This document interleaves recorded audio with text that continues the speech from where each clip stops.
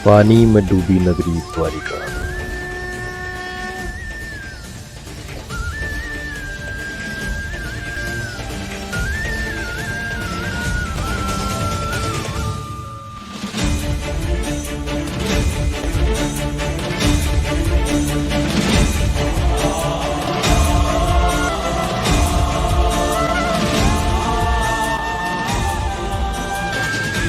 दोस्तों, श्री कृष्ण ने जन्म मथुरा में लिया, पले बड़े वो गोकुल में, और राज उन्होंने द्वारिका पर किया। पर एक सवाल जो हम सब के मन में आता है वो ये है, जिस भव्य और दिव्य नगरी को स्वयं श्री कृष्ण भगवान ने बसाया था, आखिर वो समंदर में क्यों समा गई और कहाँ गई वो नगरी। प्यारे दर्शकों, द्वारिका के फर्स्ट एपिसोड में हमने आपको समुद्र में जलमग्न द्वारिका के बारे में बताया था, और आज के एपिसोड में हम आपको बताएंगे कि द्वारिका जैसा विकसित और सुसंगत नगर का अचानक समुद्र में जलमग्न होने के पीछे कौन कौन से कारण थे। आखिर कैसे इतनी बड़ी नगरी एक साथ जलमग्न हो गई, और उसके उपरांत श्री कृष्ण भगवान के साथ क्या हुआ। इन्हीं सवालों का जवाब जानेंगे आज के इस एपिसोड में। नमस्कार दर्शकों, स्वागत है आपका हमारे YouTube चैनल पे। दोस्तों, जिन लोगों ने इस चैनल को सब्सक्राइब कर दिया है उनका कोटि कोटि धन्यवाद, और जिन्होंने अभी तक नहीं किया है, आशा है आगे चलकर वो भी इस चैनल को जरूर सब्सक्राइब कर देंगे। दोस्तों, द्वारिका नगरी श्री कृष्ण की कर्मभूमि के नाम से विख्यात है।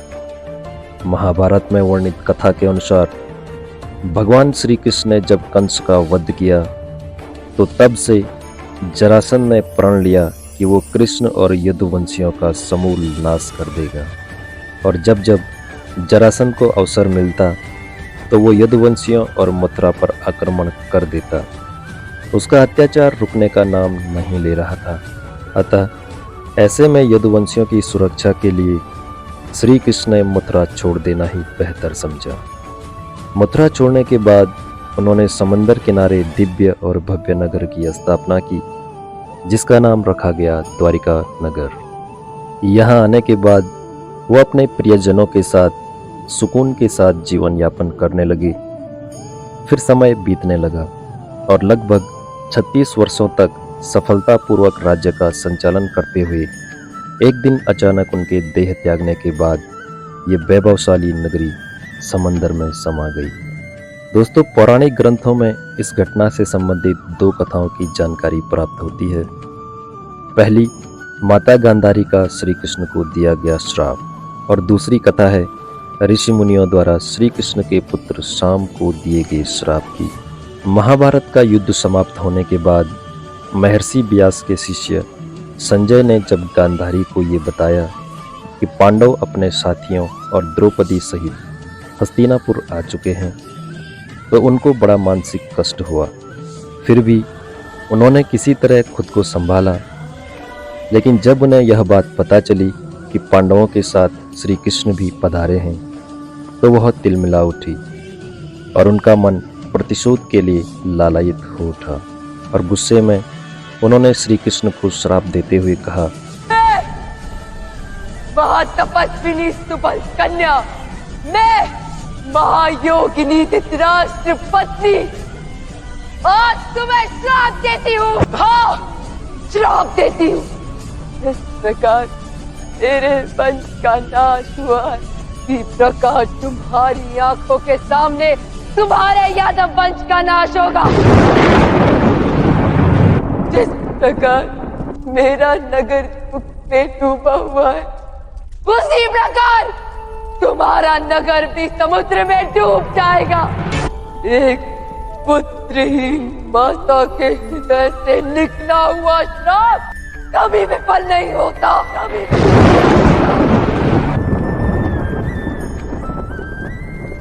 माता गांधारी के इतना कहने के बाद श्री कृष्ण मुस्कुराए और बोले, हे माता, तुझसे इसी आशीर्वाद की प्रतीक्षा थी। मैं अपने इस श्राप को स्वीकार करता हूँ।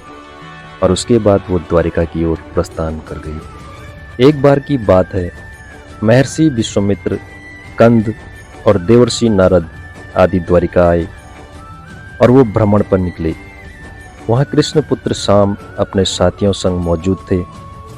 उन लोगों ने ऋषि मुनियों के साथ मजाक करने की योजना बनाई, जिस क्रम में शाम को स्त्री का वेश धारण करके और उसे उनसे ये पूछना था कि मेरे गर्भ से क्या उत्पन्न होगा।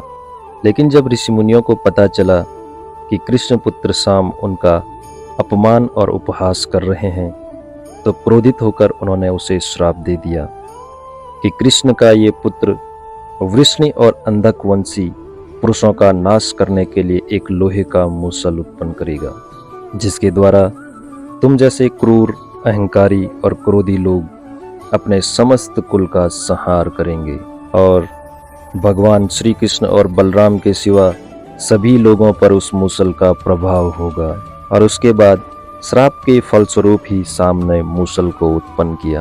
पर यह बात जब उग्रसेन को पता चली तो उन्होंने मूसल को चुराकर चुपचाप समंदर में फेंकवा दिया। किंतु इसके बाद भी आए दिन अशुभ घटनाएं द्वारिका में घटित होने लगी। कभी तेज आंधी आती तो कभी तेज तूफान। चूहों की संख्या अचानक इतनी ज़्यादा बढ़ने लग गई कि मनुष्यों से ज़्यादा चूहे दिखने लगे और सोते हुए मनुष्यों के बाल और नाखूनों को कुतरने लगे।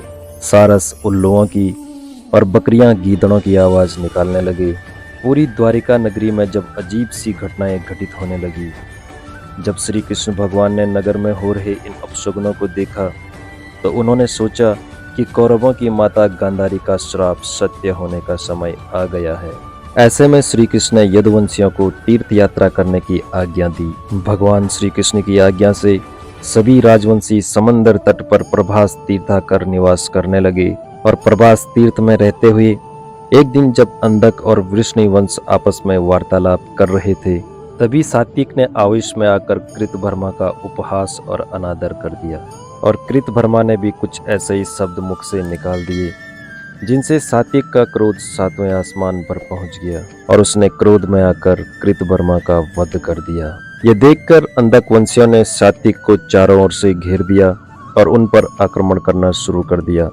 और इस दृश्य को देखकर श्री कृष्ण के पुत्र प्रद्युम्न उनकी सहायता करने के लिए दौड़े। सात्विक और प्रद्युम्न अकेले ही मोर्चा संभाल रहे थे, लेकिन अंधक वंशियों की संख्या अधिक होने के कारण उन्हें पराजय का सामना करना पड़ा और अंत में वो उनके हाथों मारे गए। अपने पुत्रों की मृत्यु के पश्चात श्री कृष्ण अत्यधिक क्रोधित हुए और उन्होंने एक मुट्ठी घास उखाड़ दी। जैसे ही घास हाथों में आती वे लोहे की मूसल बन जाती। दोस्तों, ऋषियों द्वारा दिए गए श्राप के कारण ही ऐसा हो रहा था। मूसल इतना ज्यादा शक्तिशाली था कि उसके एक ही वार से किसी का भी वध हो सकता था और इस प्रकार यदुवंशी आपस में ही युद्ध करके मरने लगे। श्री कृष्ण के देखते ही देखते शाम, चारुदेश, अनिरुद्ध की मृत्यु हो गई और इसके बाद श्री कृष्ण का रौद्र रूप देखने को मिला। उन्होंने सारे सूरमाओं का वध कर डाला और अंत में केवल उनके सारथी दारुक और श्री कृष्ण ही शेष बचे। और इसके बाद श्री कृष्ण ने दारुक से कहा, तुम इसी क्षण हस्तिनापुर जाओ और अर्जुन को सारी घटना विस्तार से बताकर उसे यहाँ ले आओ। साथ ही उन्होंने बलराम को उसी स्थान पर रहने के लिए कहकर अपने महल वापस लौट आए और पिता वसुदेव को सारी घटना से अवगत कराया गया। श्री कृष्ण ने अपने पिता से कहा, जब तक अर्जुन नहीं आते तब तक स्त्रियों की रक्षा का दायित्व आप संभालिए, क्योंकि वन में बलराम प्रतीक्षा कर रहे हैं। मैं उन्हीं के पास जा रहा हूँ। जब श्री कृष्ण वन में पहुंचे तो उन्होंने देखा कि बलराम जी समाधि में लीन हैं और अचानक ही उनके मुंह से एक सफेद रंग का सांप निकला और समंदर की ओर चला गया। दोस्तों, वो कोई सामान्य सर्प नहीं था, क्योंकि उसके हजारों मस्तक थे। इतना ही नहीं, समुद्र देव ने स्वयं प्रकट होकर उसे शेषनाग का अभिवादन किया। कुछ ही देर में बलराम ने अपने शरीर को त्याग दिया। श्री कृष्ण उस सूर्य वन में अकेले ही विचरण करते हुए गांधारी के श्राप के बारे में चिंतन करने लगे और अपने इंद्रियों को संयमित करते हुए महायोग की अवस्था में धरती पर लेट गए। तभी जरा नामक एक शिकारी अपने शिकार की तलाश में वहां आता है। दूर से उसे लगा कि वहां पर कोई हिरन है और उसने बाण चला दिया, परंतु जब वह अपने शिकार को पकड़ने के लिए आगे बढ़ा तो वहां पर श्री कृष्ण भगवान थे ये देखकर उसे बड़ा पछतावा हुआ। भगवान ने उस शिकारी को आश्वासन दिया और स्वयं परम धाम पर चले गए। फिर वो शिकारी हस्तिनापुर गया और पांडवों को पूरी घटना विस्तार से बताई, जिसे सुनकर पांडव बेहद दुखी हुए। दूसरी तरफ अर्जुन भी द्वारिका पहुंच गए और वहां की स्थिति देखकर उसके मन को बहुत बड़ा दुख हुआ। यहाँ के दृश्य को देखकर अर्जुन की आंखें नम हो गई। वासुदेव भी वहीं उपस्थित थे। उन्होंने अर्जुन को श्री कृष्ण का संदेश बताते हुए कहा कि द्वारिका नगरी समुद्र में डूबने वाली है, इसीलिए आप समस्त नगरवासियों को लेकर किसी सुरक्षित स्थान पर चले जाइए। वासुदेव की बातें सुनकर अर्जुन ने दारुक से सभी मंत्रियों को बुलाने के लिए कहा। मंत्रियों के आते ही अर्जुन ने कहा कि मैं सभी नगरवासियों को यहाँ से इंद्रप्रस्थ ले जाऊंगा। इसके बाद सभी नगरवासी अर्जुन के साथ इंद्रप्रस्थ के लिए निकल पड़े। अगले ही दिन वासुदेव ने भी प्राण त्याग दिए। अर्जुन ने पूरे विधि विधान से उनका अंतिम संस्कार किया। इसके बाद पूरी द्वारिका नगरी समंदर में समा गई। इस दृश्य ने सभी को आश्चर्य में डाल दिया था। और दोस्तों, इस प्रकार सोने से सजी द्वारिका नगरी समंदर में जलमग्न हो गई। तो ये थे दोस्तों द्वारिका नगरी के समंदर में जलमग्न होने के पीछे के सबसे बड़े कारण।